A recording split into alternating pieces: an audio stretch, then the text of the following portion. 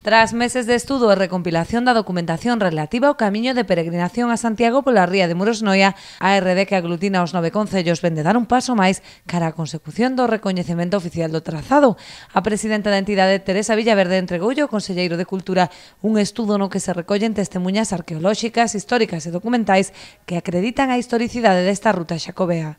Veño facer entrega do documento que se encargou por parte para darlle un impulso inicial o que a RD, a Ría de Muros-Noia, tomou a iniciativa de encargar o que é a historicidade do camiño, recopilala. Se leva a facer un traballo durante moito tempo, pero sin sistematizar. Entón, agora o que facemos é un traballo encargámoslo e, bueno, creo que está ben, para que o miredes, e vedes que o camiño, en realidade, está super documentado, que si ten historia, e está aí documentado. A entrega da documentación coincide prácticamente coa adxudicación da asistencia técnica para a delimitación do trazado cultural cun orzamento de 18.000 euros. O obxectivo é que obteña primeiro o recoñecemento como ruta histórica para posteriormente ser declarado Camiño Oficial de Santiago.